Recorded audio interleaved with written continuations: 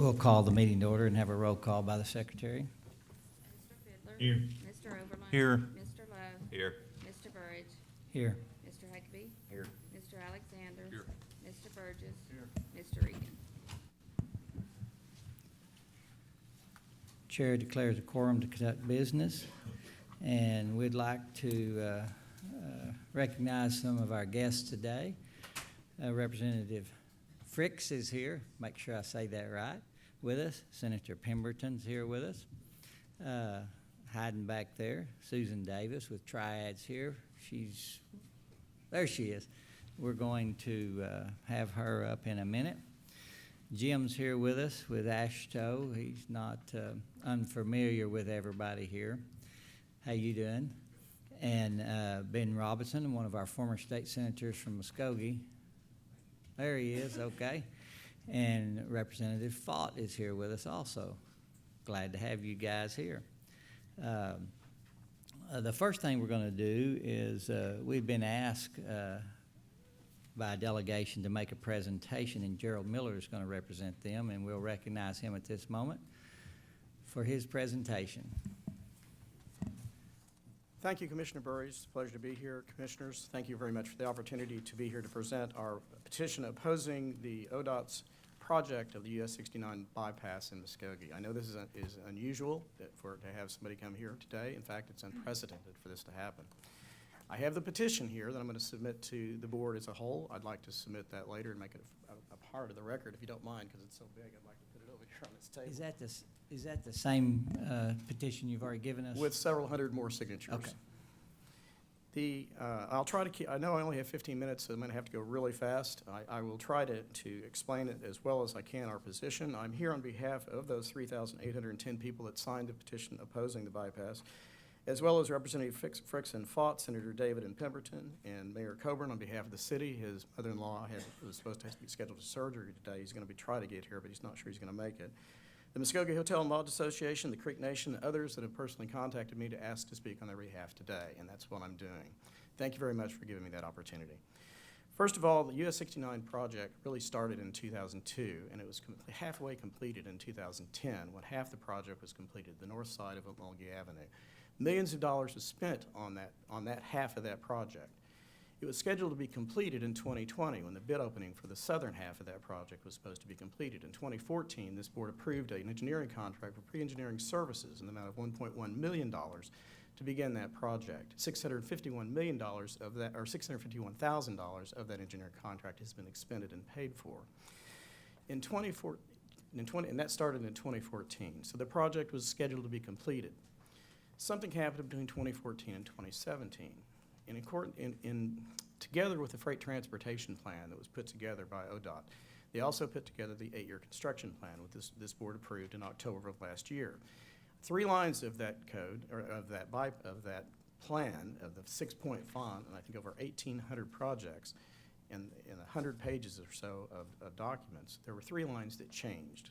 A line that had the utility services and right-of-way of $18 and $2 million, and a third line spread over another year for $30 million for roadway and right-of-way. There was no mention of a bypass to anyone prior to that time, at least publicly. I don't know what ODOT talked to you individually if it was brought to your attention. It was not mentioned at the meeting where that 8-year construction plan was approved. After the plan was approved, however, shortly after, the city of Muskogee was notified by the Division I engineer that the widening project was off the books, basically, and they were going to do the bypass instead, a $100 million project. They posted it on their website, basically saying that it was going to save 2 to, I believe, 12 minutes. I thought at the time it said 8, but it's 2 to 12 minutes of time, I believe, currently. And it would cost $100 million, $70 million more than the widening project. Now, the problem was they had to come up with a reason why they were going to do this. And the reason they stated was because number 1 was safety. Number 2 was congestion. Number 3 had something to do with automated vehicles. And that's primarily the reason they said they were going to scrap the millions of dollars they spent on half the project up to the 2014 time, and then the $651,000 they'd spent on pre-engineering services to complete that project. In 2016, in February, they had a study done and paid $25,000 for it, which to determine whether or not completing the widening project would be enough to solve the traffic flow problems. It said it was. And the problem was they had to come up some way to dispute that. Now, the safety issue is number one priority. The Division I engineer said number one priority is safety.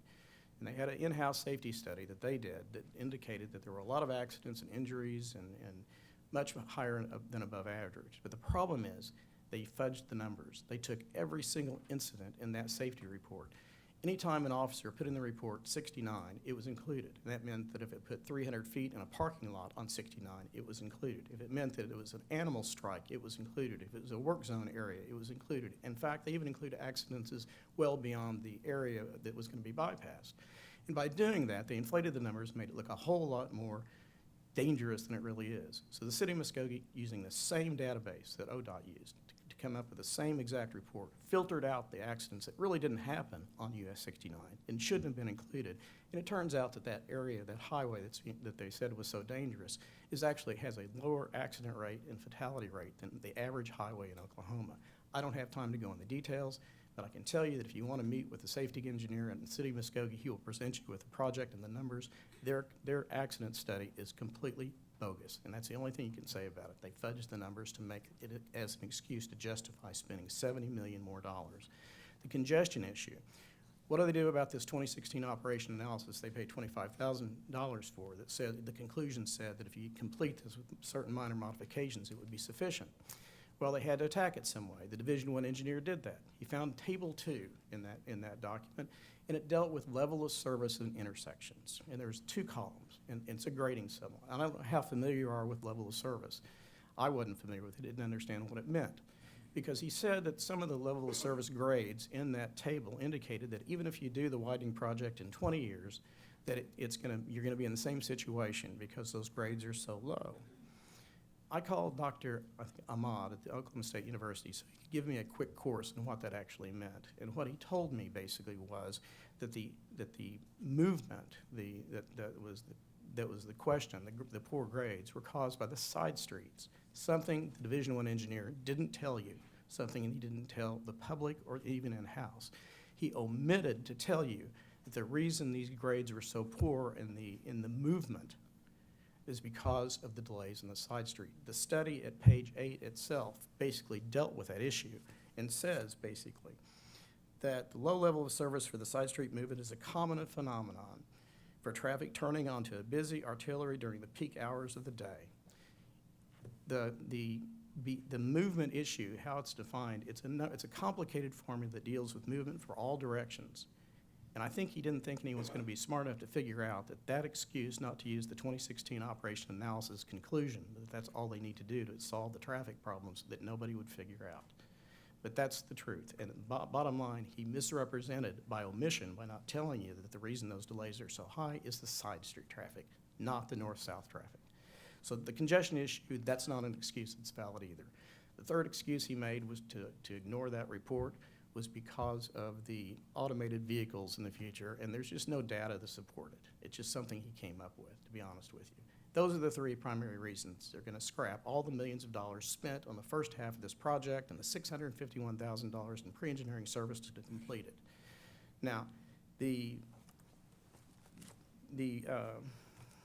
alternatives are, when this came to the surface, Secretary Patterson came to Muskogee at the Representative Fricks's request, and they had a meeting. 400 people showed up. It was not a very friendly place. And prior to that meeting, they were told publicly by Cody Boyd that this bypass is set in stone. At the meeting, then they talked about alternatives. But the reality of it is there really are no alternatives. They began contracting with a firm in Kansas City in September of last year to prepare the infra application that's currently in process. They had a kickoff project meeting in January. There are survey stakes out today in Muskogee, and if you look at the cover of the materials I gave you, that center stake is the actual center stake going through the heart of one of the largest churches in Muskogee. The real reasons of why the bypass, why they're suggesting it, it happened because at the end of December 2015, the FAST grant program came of light. And that FAST grant program requires states, if they want a piece of the pie, they have to come up with a freight transportation plan. It had to meet certain requirements. One of those things was called a critical route freight corridor. They had to designate certain highways, and it has to meet specific criteria, such as traffic, the amount of traffic that is freight. And that requirement is that the freight traffic has to be, in class 8 through 13, has to be freight on that highway to designate it as a criteria as a CRFC in the freight transportation plan. In turn, making it eligible for new federal money under the FAST grant, now Infra grant. So that's what they did in the freight transportation plan. If you look at it, there's a nice and pretty chart that says the US 69 is a CRFC, and that even says that there's a 25% freight traffic on that highway to justify it under the specific federal statute that requires it. The problem is, I was provided last week the actual copy of the traffic study that ODOT used. It isn't 25, it was 18, not making it qualified as a CRFC under the federal grant. They certified it met it, it did not. That's, and I have that study. I have the letter from the person that prepared it. The columns there, it's in the materials that I provided you. You can go back and average it out. It's 18.1%, not 25.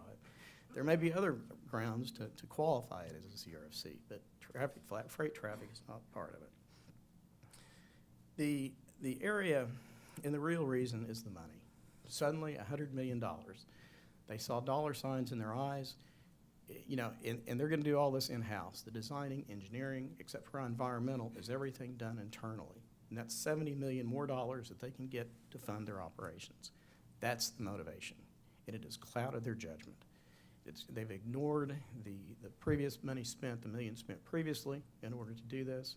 They've ignored the community. They've ignored the representatives. They've ignored everybody, basically, in regard to that issue. And that's why I'm here today. There is absolutely no support for this in the community at all. But let's talk about I call it the path of destruction. Instead of widening the project, which the 2010 Operation Analysis Study said would be adequate for traffic flow until 2040, they're going to tear through established farms. They're going to take out 12 to 18 homes.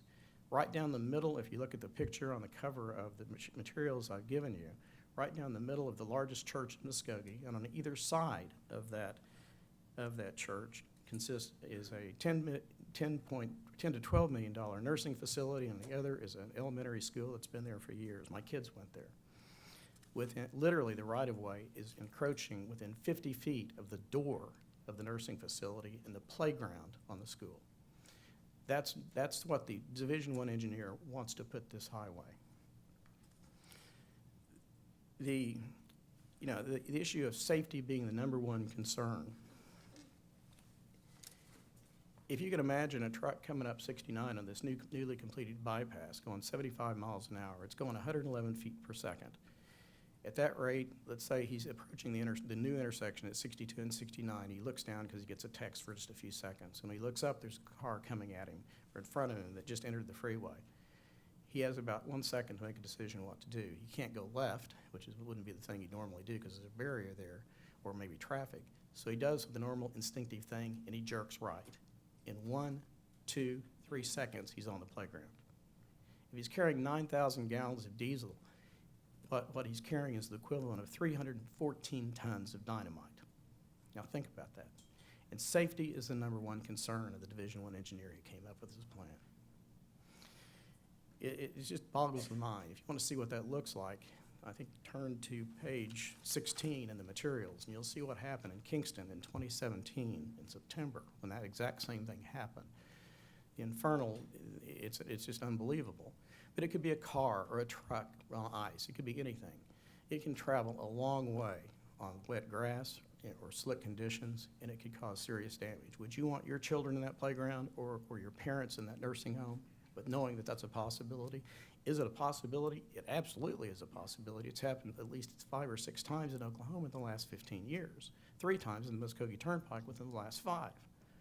So that's a real possibility of something happening if they put this bypass where they say they're going to put it. And for what? For the money. And that's the only reason they're going to do it. Yeah, they'll tell you the freight industry wants it. I mean, I agree. They would rather have from point A to point B nothing but just a straight highway. But they don't take into consideration the economic damage that will be done or the safety considerations because their judgment is clouded, basically.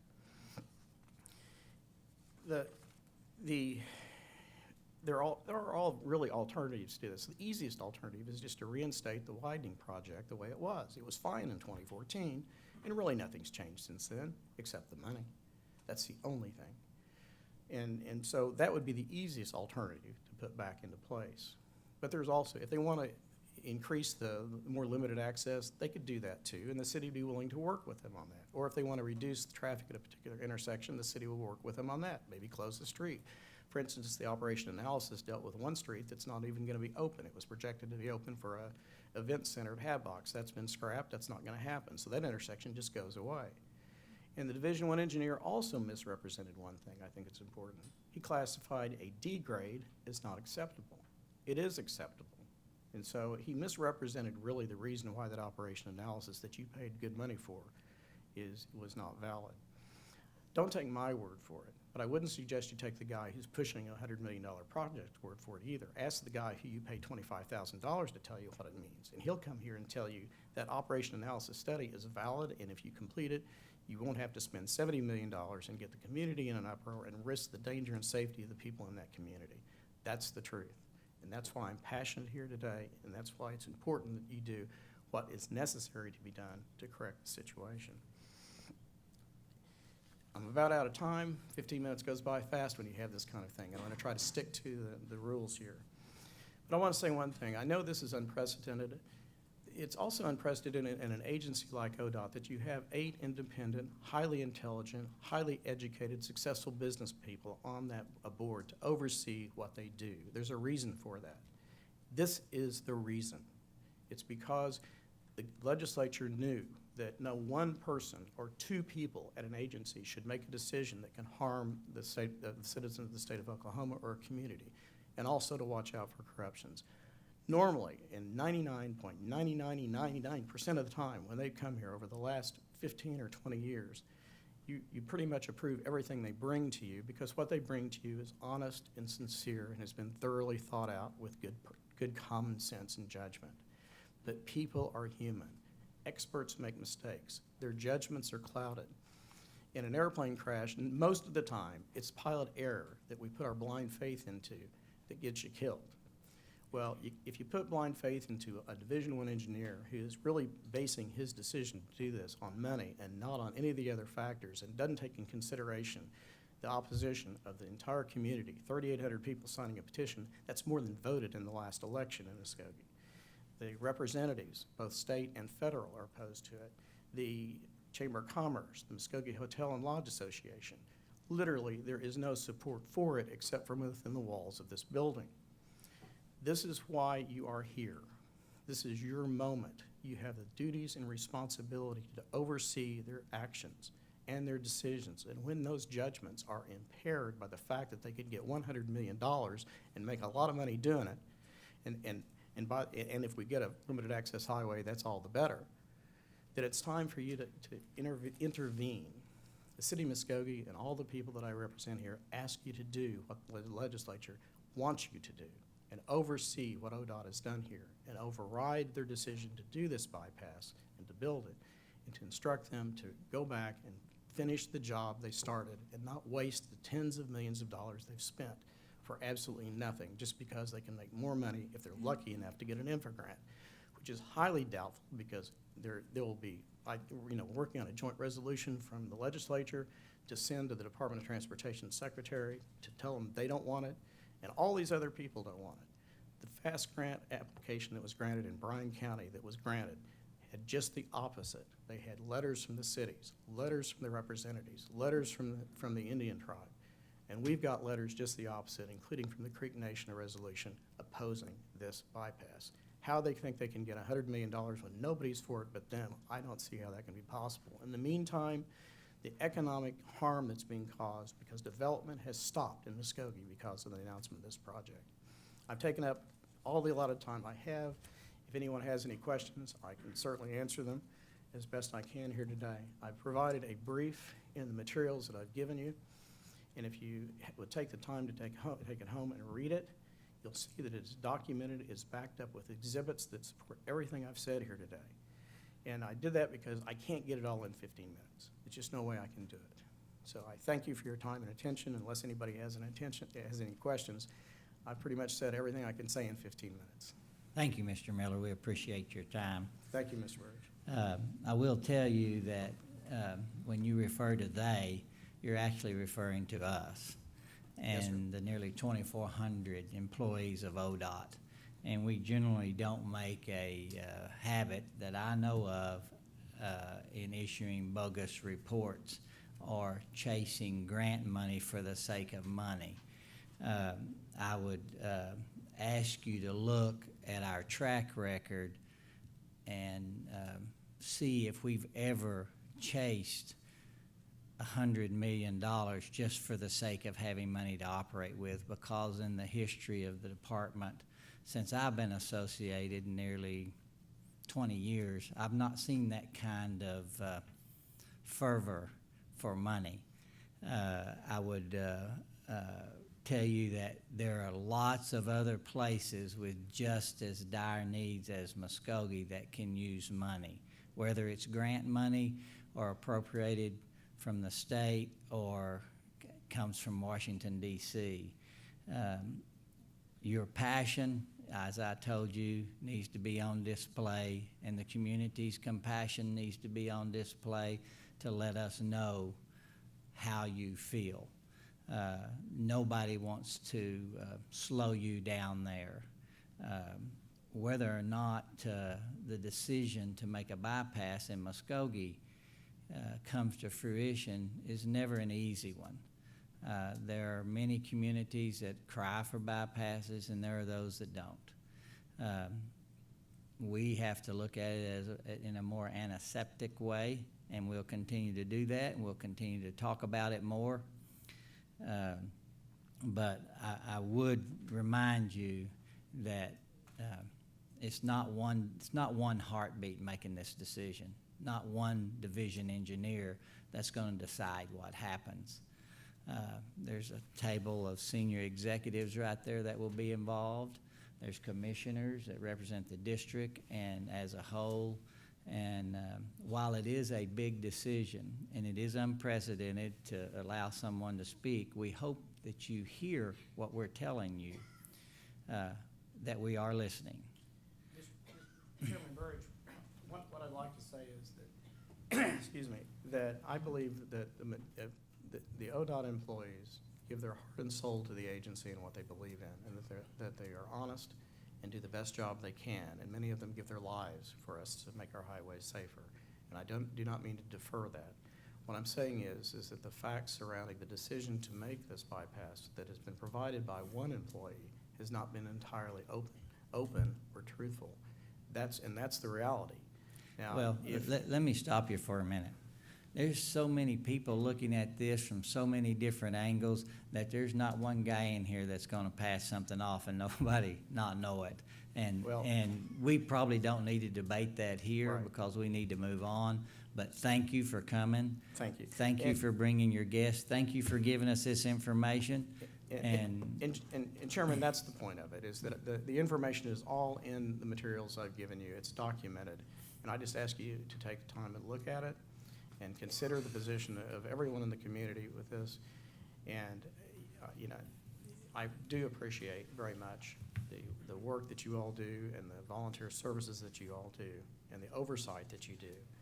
And would ask that you look at it objectively and take in consideration to help us and intervene in this process so it comes to some closure, so we don't have this continued battle. Because it's not good for ODOT, and it's not good for the Just don't city. forget, we're for you, we're for Muskogee, and we're for Oklahoma. All right, We wake up every day in the same states you do, and I understand. we certainly appreciate you coming. Thank you. Thank you very much, Mr. Chairman and Commissioners. Thank you. We'll recognize the Secretary Director. Thank you, Mr. Chairman. Earlier, you introduced several of our guests. One of them was Jim Tymon from AASHTO.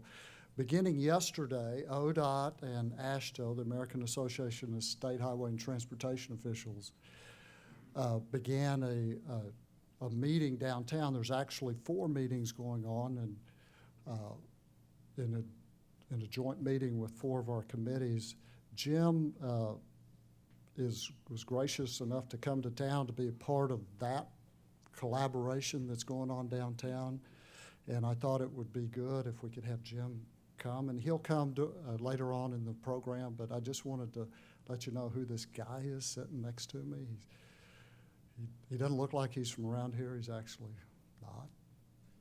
But Jim Tymon started with AASHTO in December of 2013 after serving the committee, the T&I committee in the House for a number of years, being involved in 2005 and 2012, 2014, excuse me.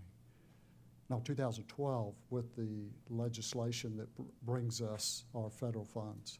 So it'll be good to hear from Jim. I just wanted to kind of explain what he's doing here. Earlier you introduced Susan Davis of Triad Engineering. Susan serves as the chapter president for Women in Transportation here in Oklahoma. And if, Mr. Chairman, if I could, ask Susan to come forward, but recently ODOT was humbly awarded the Employer of the Year by the Oklahoma chapter of Women in Transportation, and thought it would be good for Susan to come up and make a presentation. Can you say that again? I can't say it again.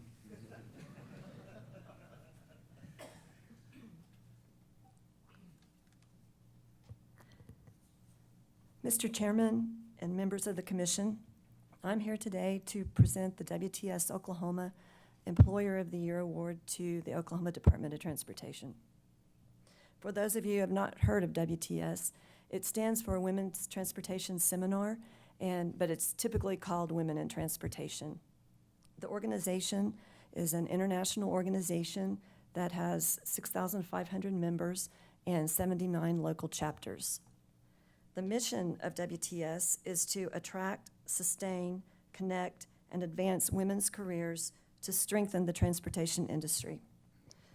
The WTS Oklahoma chapter was ratified in 2016, and we currently have 75 members. Our first member was Secretary Patterson, and he led the way for the Oklahoma chapter. I don't know if you guys have heard, but we did have our first awards banquet and scholarship gala last month, and we had over 185 people attend, and we actually sold out a couple of weeks before the event. We have tremendous support from the transportation community, including Oklahoma Department of Transportation. At the gala, we presented the 1 scholarship and 3 awards, and the Employer of the Year award was one of those. The awards recognition program honors those who support WTS and the advancement of women, and it heightens awareness of the importance of WTS in the transportation industry. The Employee of the Year award honors an organization for recruiting, retaining, and advancing women, and selection was based on several of the following criteria: the number of women in executive and leadership positions, the career development plans in place for women to advance, how the organization provides continuing education for its female employees, encourages women students to enter the field of transportation, and supports WTS involvement at the local level and also at the international level. Based on the criteria, ODOT was selected as our Employer of the Year. Recruiting women into a variety of roles includes key leadership positions statewide, which will be a key factor for ODOT as 30% of its workforce nears retirement. ODOT employs 460 women statewide with a variety of job duties. These women make up 20% of the department's workforce of the 2,277 employees. Women make up nearly 5% of the executive and senior level positions. ODOT is a strong supporter of WTS, and currently makes up 25% of our WTS membership here in Oklahoma. 2 of its top females serve on our board, as well as Secretary Patterson serves on our board. Secretary Patterson led by example by being our first member and also by leading the charge to create a WTS chapter. With that, would Secretary Patterson, would you come up? I'd like to present you with the award. Okay. Thank you. Thank you.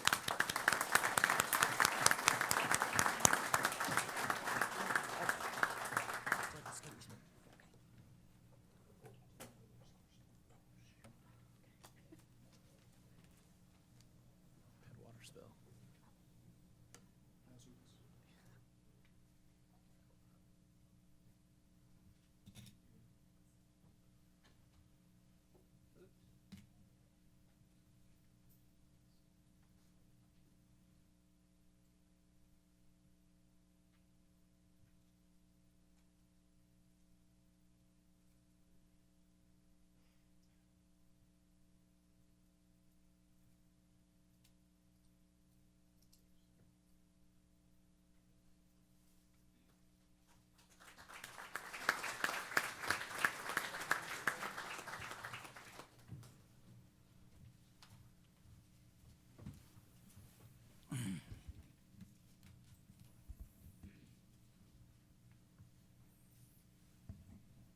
It's always great to have a great place to work.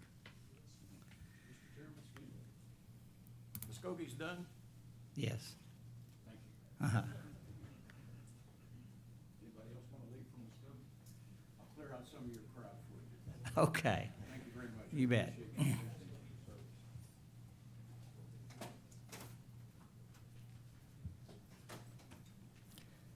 your service. Mr. Secretary, do you have anything else at this time? Are you ready to move on? We'll hear a motion to approve the minutes of the April the 2nd, 2018 meeting. So moved. Have a motion? Have a second? Any discussion? Hearing none, please vote. Thank you. Motion passes. The consent docket is made up of item 55 through 58. We'll remove any of those items by acclamation if we have a motion. Second. Have a second? Any discussion? Please vote. Motion passes. We'll move to item 59, programming. Mr. Tiegler will make the presentation. Good morning, Mr. Chairman, members of the commission. Item 59, have a programming item this month. It's in Tulsa County, District 8. We request approval to program a project for a repair of vehicle impact damage to 129th West Avenue over US 64. The estimated cost of the project is $175,000. The project can be ready for a September 2018 letting, and the party responsible for the damage is known. Approval is recommended, and I'll answer any questions if you have any. If there are no questions, we'll hear a motion. So moved. Have a motion? Second. Motion passes. Please vote.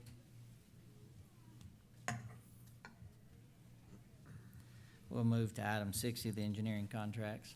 I have one engineering contract this month, statewide all districts. It's a site adaptation, engineering and architectural services. Department has selected CEC Corporation to produce site adaptation of prototypical building plans and supporting documentation necessary to construct and bring into operation our field facilities and future maintenance yards. Total not to exceed amount for this contract is $1,500,000. Approval is recommended, and I'll answer any questions if you have any. Heard the presentation. Motion to approve. Have a motion? Second. Have a second, any discussion? None, please vote. Motion passes. Item 61 are the engineering contract supplements. Continue, Mr. Tiegler. Okay, thank you. Part A is Cherokee County, Commission District 1. We previously authorized Garver to perform engineering and prepare final design plans for State Highway 82. Supplement not to exceed amount is $1,651,575. This project is included in the 8-year construction work plan and scheduled for a federal fiscal year of 2022. Part B in McCurtain County, Commission District 2. We previously authorized MacArthur Associated Consultants to perform engineering and prepare final design plans for State Highway 3. The supplement not to exceed amount is $90,365.75. These projects are included in the 8-year construction work plan and scheduled let date in federal fiscal year 2020 and 2024 respectively, and approval is recommended, and I'll answer any questions if you have any. You've heard the presentation. Do we have a motion? Move to approve. We have a motion to approve. Second. We have a second. Any discussion? Please vote. Motion passes. Thank you, Mr. Tiegler. Mr. Leonard is coming forth to bring or discuss items change orders less than $75,000. You have no questions of him on these items. We'll have him move on. If you have a question on the change orders less than $75,000, please bring it up now. If there's not any, we'll move on. Seeing none, Mr. Leonard will now discuss and present the change orders greater than $75,000, item number 63. Mr. Chairman, members of the commission, good morning. I'd like to present item 63, parts A through Z. It's either change orders on projects that have a cumulative total of change orders in excess of $75,000, and your approval is recommended. Those change orders were all discussed individually in our committee meeting this morning. Are there any questions? Do we have a motion? Motion approved. Have a motion? Second. Have a second? Any discussion? Hearing none, please vote. Motion passes. Thank you, Mr. Leonard. Ms. Helms is going to come and talk about the lettings, item number 64, consisting of the final July, tentative August, and tentative September. Good morning, Mr. Chairman and members of commission. Agenda item 64 is for the final July, tentative August, tentative September 2018 bid openings. Department requests and recommends approval of this item. Recommendation of the department. What's your pleasure? Motion to approve. We have a motion. Second. Have a second. Any discussion? Please vote. Motion passes. Continue with the budget revisions. Okay, agenda item 65 is for the FY 2018 budget revision, and it has three parts. Part A is an increase in federal aid projects by the amount of $32 million. Revenue source is the federal carryover. We are required to have budget authority both in the year of advertisement, but also in the year the obligation is recorded. Part B is a transfer of $7.6 million from the highway operating to the highway capital outlays accounts. Part C is a request to increase the highway maintenance by $700,000, and the revenue for this is the surplus property and property damage reimbursement. The department requests and recommends approval of this item. We have a recommendation of approval for item 65. Any questions? Do we have a motion? Make a motion.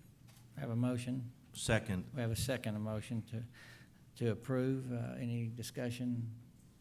Please vote. Motion passes. Thank you, Ms. Helms. Mr. Dels is going to present the awards of the regular letting for April. Morning, Commissioners. Mr. Chairman, item 66 are our recommendations for award from the April 19th bid opening. It is recommended that the following items in the letting be referred to by call order be awarded.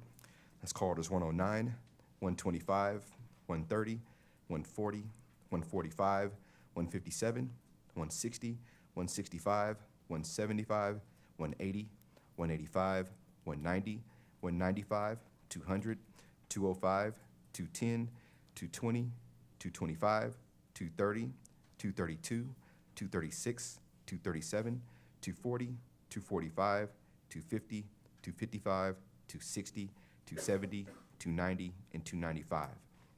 It is recommended that the following items from the bid opening referred to by call order be rejected. It's call orders 107 and 108 in lieu of the combined project, which was call order 109. This concludes our recommendations for award, and your approval is requested.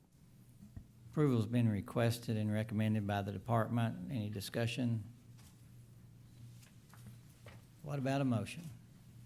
Motion approved. We have a motion to approve. Second. We have a second. Any discussion? Please vote. Motion passes. Thank you. Thank you, sir. Director Patterson, we're available for your report. Thank you, Mr. Chairman, members of the commission.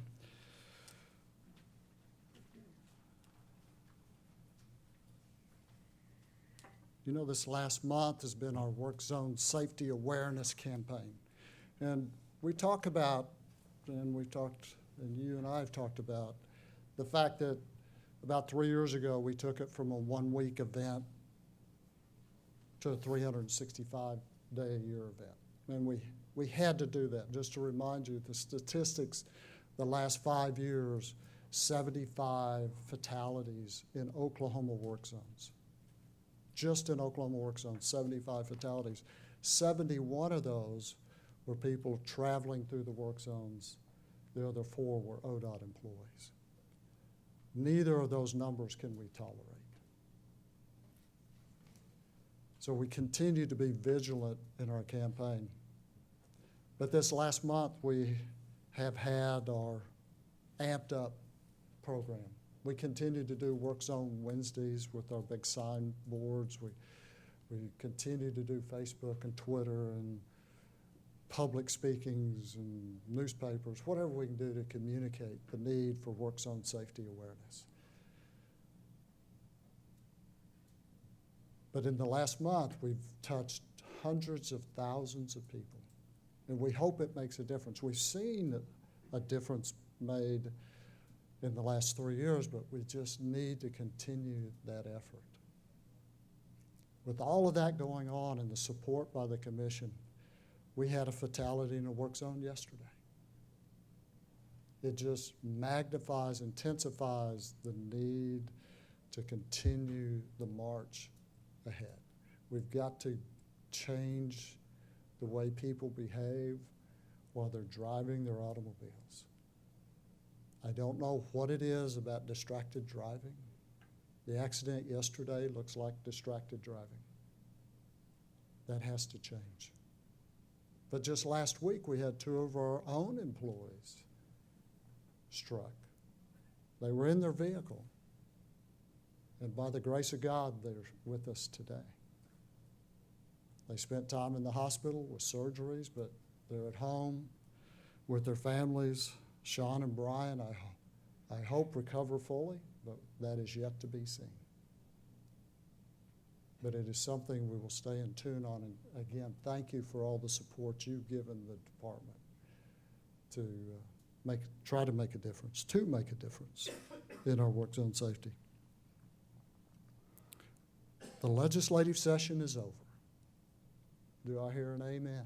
Amen. You know, the legislators, I was with a couple of freshman legislators on Friday, and it was interesting. You know, when you think about the freshman legislators, somebody sold them a bill of goods, said, how about a part-time job? Work 4 days a week, and you can do your real job on weekends and Fridays. It lasts 4 months and it's over. And you realize those freshman legislators, their first rattle out of the box, they just spent 16 months in session. I don't know how you stay hooked up after that. But they're glad to be out. Every one of them is glad to be out. They have given it up. We had some request bills that we asked the legislature to take care of. One was, and I want to go over those just briefly, one of them had to do with our transit program. And it's a federal regulation that's called the State Safety Oversight Program. If we had to get this passed this year. We didn't have any grace period. This is not something we could push to next year and oh, by the way. So Monty Smith, our legislative liaison, she stayed focused on this one. Because it would have impacted $52 million to our rural transit operators. But moreover, it would have impacted the new trolley line in downtown Oklahoma City to the point they would not have been able to operate had this bill not been passed and signed into law. So I'm really proud that we were able to get this one pushed across the finish line judiciously. There was another bill that, it's one of those, you don't know what the effects are until you get into it, but there was a bill passed in 2017 that seemingly strengthened the intoxication laws, intoxicated while you're driving. Well, some folks at the federal level thought we weakened our law. So that brought us a penalty of $15 million out of our highway program. So the legislature, thank you to the legislature for jumping all over that to save our $15 million. We lost it 1 year. They fixed it. It took one word in a statute and fixed the problem. Again, had to be done this year or we're losing another $15 million. And then you're familiar with our Merge Now signs. I can tell you several years ago, while I was working at the legislature, we got that passed and we were going to follow the manual uniform traffic control device. But the legislature wanted to modify that, so it made it more restrictive in our state statutes. But we were happy to have something. This year allowed us, they took all that out, allowed us to be more flexible. So now we can follow the MUTCD.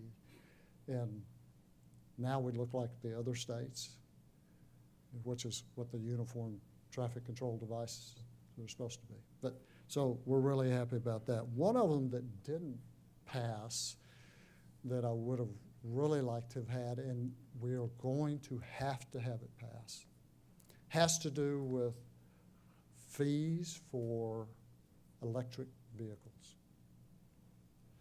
As we look at what is happening worldwide and even in this country with the number of electric vehicles on the road and the impact that ultimately that could have on motor fuel collections, we're going to have to come up with a new revenue source.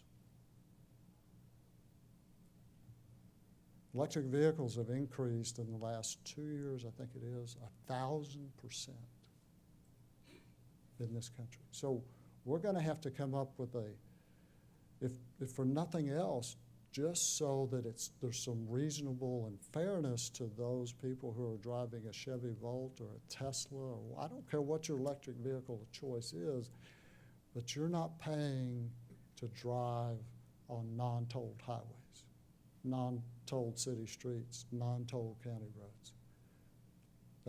It becomes a fairness issue at some point. So we're going to have to get into that a little more next session. And obviously, because it's a revenue measure, it's going to take some real work. The budget was passed, and we're happy with the budget. We only lost $40 million this year. So we actually have more money in our budget than we had before.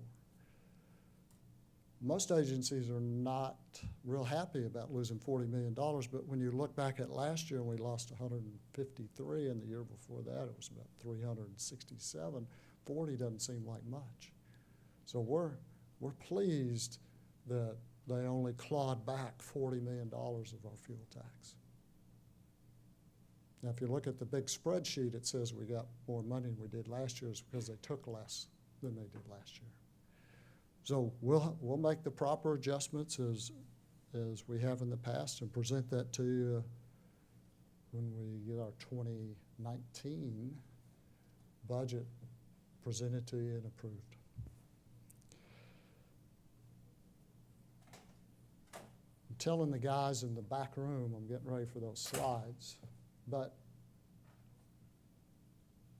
at the March meeting, there was an industrial access project that was approved by the commission. It was in Commission District number 4, just south of Kingfisher, for a transload system. And I wanted to show you a couple of photographs while hopefully the guys will get it pulled up. There it is. Here's a couple of photographs of that transload system and what the impact is. So the impact of that economically is $30 million of investment by Solaris, the company that's building it, hiring 30 employees. The improvement that we're involved in is that county road that is on the left photograph to the left of the rail line, or on the top of the right-hand photograph. The improvement to the county road is $1.5 million, and you agreed to allow us to participate at $635,000. That's a huge economic development for Kingfisher County. The next photograph has to do with the city of Durant. Back on April 27th, I attended the ribbon cutting for a new commercial metal steel mill in Durant. Governor Fallon was there, Senator Inhofe. Other notables is Anthony Kelly. That facility employs 250 people, $250 million investment. So what you're looking at is what Durant looked like in 2008. If you look back now to the next picture, you can see what Durant looks like. The plant that we're looking at is the one on the right-hand side. Again, $250 million investment, 250 employees. When we built the bypass around Durant, Durant saw that as an economic driver. When we built the bypass around Durant, we did not have the interchange on Old East Main, or the old highway, which is like in front of the plant.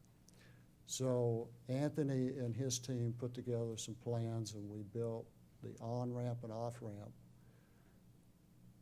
and rebuilt the old highway, spending $3.7 million. CMC told us that the reason they're there is because the state of Oklahoma provided great access, number one, with the route around Durant, but then number two, when we agreed to build the road to the plant. So just a couple of highlights where we're making a difference on the economy of Oklahoma.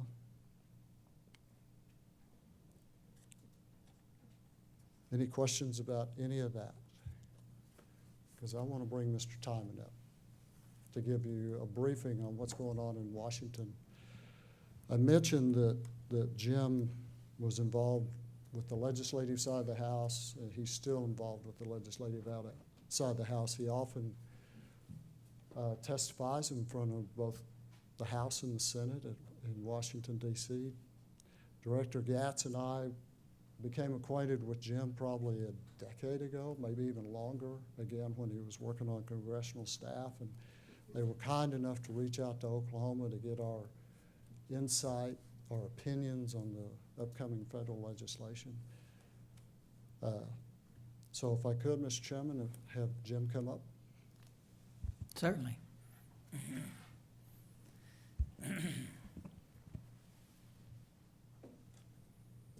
Thank you, Mr. Chairman, members of the commission. I'd be remiss if I didn't also thank Secretary Patterson. As he mentioned, we have about 250 or so members of the AASHTO community here in Oklahoma City for about 4 or 5 days for a meeting. Mr. Secretary Patterson's been an integral member of the AASHTO community for, I want to say, 30 years or so.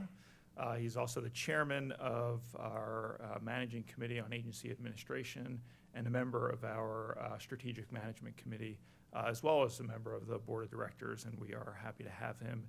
And we're happy to be here in Oklahoma City with 250 of our AASHTO members. We're off to a great start, and we're looking forward to the next 4 days. Just a little bit about AASHTO, for those of you who don't know. We are essentially a trade association that represents state departments of transportation. We do a little bit more than your typical trade association in that we also set standards when it comes to the construction of roads and bridges here in the United States as well as internationally. But a little bit what I want to talk about today is that typical trade association work where we are advocating on behalf of state departments of transportation in Washington, both with Congress as well as with the executive branch, mainly the U.S. Department of Transportation. We work very closely with a lot of partners in Washington, other associations including WTS as well as IBTTA, the International Bridge, Toll, and Turnpike Association. And there's a lot of areas of commonality there with associations like that. The number one issue that we seem to focus on is the federal surface transportation programs and making sure that they are providing that predictable revenue stream back to the states so that they can plan their transportation programs. We're about halfway through the current federal authorization for transportation programs, the FAST Act. It provides funding through 2020. It provided modest increases in funding, but most importantly, it provided that predictability that states and transit agencies and metropolitan regions need to be able to plan those multi-year projects that are going to last more than just a single year. We're lucky in that the FAST Act provided about 5 years of funding, which gave that predictability to plan for 5 or more years for states and MPOs. One of the things that the FAST Act did not do, though, is fix the imbalance between what we're spending from the Federal Highway Trust Fund and what we're bringing in revenue. We're currently spending about $15 billion a year more from the Federal Highway Trust Fund than we're bringing in revenue. So in 2016, when both of the presidential candidates really had a focus on infrastructure, was the first time that we heard both candidates from the major political parties focusing on infrastructure, talking about investing in our roads and bridges. We were excited that no matter who won the election that November, that there was going to be a focus on trying to fix the Federal Highway Trust Fund. So finally, about 3 months ago, the Trump administration released their infrastructure proposal. And unfortunately, while there were a lot of good things in the proposal, they did not propose a long-term fix for the Highway Trust Fund. So we are still faced with this $15 to $17 billion year imbalance. When we hit 2020, we are likely to need another $100 billion in federal funding in addition to the current revenue coming into the Highway Trust Fund in order to do the next federal surface transportation bill to get us through 2025 or 2026. $100 billion at the federal level is still a big number for the federal government. It's not something where you can just kind of look under the couch cushions for change. We're really starting to get into the area where it's a big issue. So we were really hopeful that when the president put forward his infrastructure plan that he was going to propose some type of a fix for the Highway Trust Fund. Like I said, that proposal did have a lot of good things in it. If you think about the proposal split in half, on one side you had a funding and finance proposal. It was pretty light on the funding side. They relied more heavily on ways to incentivize additional investment at the state and local level. As an organization that represents state departments of transportation, we kind of pushed back on that and said, we felt very strongly that states and localities were already doing their fair share. The federal government hasn't raised revenue for transportation in over 25 years. We felt that it was time for them to step up to the table and increase revenue there. On the other side of the proposal was a regulatory reform piece that we feel very strongly there are a lot of good things in that part of the proposal that can move forward. Primarily focused on trying to streamline the project delivery process, make it easier for us to get through the bureaucratic red tape that ties up some of these major projects for 7, 8, 9 years, just to get the permits necessary to move forward. The president has proposed some pretty sweeping reforms that we think will make an improvement there, and we're hopeful that Congress, if they do nothing else, that they take up that regulatory reform piece. And to be honest with you, we think there's a small window of opportunity there that they may do so. On the funding side, unfortunately, I think, and the finance side, we think some of the air has come out of the balloon on that. Congress, about 3 months ago, reached a 2-year budget deal that will provide funding for this year, this fiscal year, 2018, as well as 2019. And as part of that deal, they decided to put an extra $10 billion a year in federal funding to infrastructure. With that focus on infrastructure in this budget deal, we think that Congress is probably less likely to put significantly more than that into an infrastructure package as has been proposed by the administration. That doesn't mean that Congress may not take up the regulatory reform side and pursue that as a separate agenda, but the concept of a $200 billion infrastructure package, as the administration has proposed, is probably not going to move forward. We are hopeful that they do something on the regulatory reform side. We saw the first tranche of that additional $10 billion come out about 6 weeks ago. The good news there is about $2 billion of that is going to go out to the state departments of transportation through formulas, so we know right off the bat how much Oklahoma would get of that $2 billion additional dollars, more than what we had expected. And then there's a significant amount that went out through discretionary programs. We heard a little bit earlier in this meeting about infra grants and fast lane grants. This $10 billion, you're going to see a pretty big increase in those types of discretionary programs where state departments of transportation and localities will have to apply to U.S. Department of Transportation with worthwhile projects to see if they can compete with other projects around the country. In the previous administration, we saw a big focus on urban type projects and bike and pedestrian projects. What we're seeing with this administration over the last 18 months is more of a focus on freight projects and rural transportation. It's been interesting to see how that shift in focus has changed how members of Congress feel about discretionary programs like this. You saw a lot of Democrats in the previous administration that were very excited about the projects that were being selected, and as a result, they were very high on getting more money towards discretionary programs. Now that this administration has come forward with their awards for these discretionary programs, and there's been more of a focus on rural and freight projects, you've seen more Republicans be excited about those projects, and Democrats now saying, well, maybe we need to put more money through the formulas. So as Congress decides what to do with this next $10 billion that's going to come out this year, it'll be interesting to see how they decide. Does more of that money go to formula dollars, which will be very predictable? We can tell you right off the bat how much a state like Oklahoma or any state DOT or any transit agency in the country will get, versus it going more towards discretionary programs like the Tiger program or the infra program. And in that case, we'd have to wait on the administration to decide which projects get funding that way. With that, I'd be happy to answer any questions that you might have.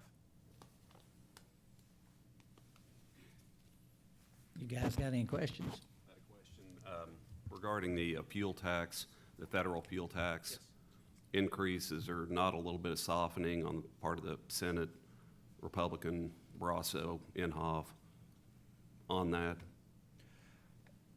There's been more interest on the Senate side for doing something. You've seen several senators on the Republican side that have said that they would support a gas tax increase. On the Senate, you do need 60 votes for a measure like that to move it forward. I don't know if there are 60 votes right now. Senator Brasso has said he is not in favor of voting for a gas tax increase. I'm not sure exactly where Senator Inhofe is on a gas tax increase. I know he has expressed the importance of making sure that the Highway Trust Fund is fully funded and that these programs get the dollars that they need. On the House side, I would say it's even less likely for a gas tax increase. The conservative nature of the far right of the Republican Party on the House side has made it very hard to move a tax increase bill. Congress also just did a massive tax reform bill. A lot of us in the transportation community thought that would have been the ideal time to address the gas tax and the Federal Highway Trust Fund. Unfortunately, they decided not to deal with that, which means it's probably less likely that within the next year or two, the Congress would go back to the table and try to address the Highway Trust Fund given the fact that they've just done a significant comprehensive tax reform legislation. Thank you. Any other questions? How much effect do you think the recent actions that a lot of states, including Oklahoma, have taken in raising their gas taxes is going to delay a federal action? Well, one of the things that we try to reinforce at the federal level is just because over 35 states have increased revenue for transportation over the last 5 or 6 years does not mean that the federal government doesn't need to step up and do their part. We say that just because a state is doing it, they view it as that's stepping up their game. It's their opportunity to to increase revenue for the projects that they think that they're on the hook for. The federal government still has a responsibility to increase revenue for transportation if they haven't done it in the last 25 years. As I mentioned, there's that $15 billion imbalance between what we're spending and what we're bringing in. I think that proves that Congress likes to spend on transportation projects. They don't necessarily want to increase the revenue that's necessary to pay for it. The federal government is not like a state government or most local governments where they actually have to balance their books. And as a result, it's allowed Congress to continue to spend on transportation, which has been a bipartisan priority, but it hasn't forced them to increase the revenue that's necessary to pay for it. We're doing our part. Yes, you are, and Thank you guys and for we helping in that we effort continue too. to send that message. So, Jim, thank you. thank you. Director Patterson, thank you for bringing us this portion of our program today. We always like to hear what's going on in Washington and what AASHTO's doing, and what a great organization. Well, it occurred to me that we got the man in the state of Oklahoma, so we might as well utilize his wealth of knowledge. Mr. Chairman, I will that's, say that both you guys, I guess along with me, look a little different than when y'all started this journey. yes, we do. Yes, we do. Mr. Chairman, I'd be happy to answer any questions. Do we have any questions from any commissioners? Thank you, Director Patterson. Hearing nothing more, do we have a motion to adjourn? So moved. We have a motion and a second. We need one. Second. We got one. We'll all vote. It passes. We're adjourned.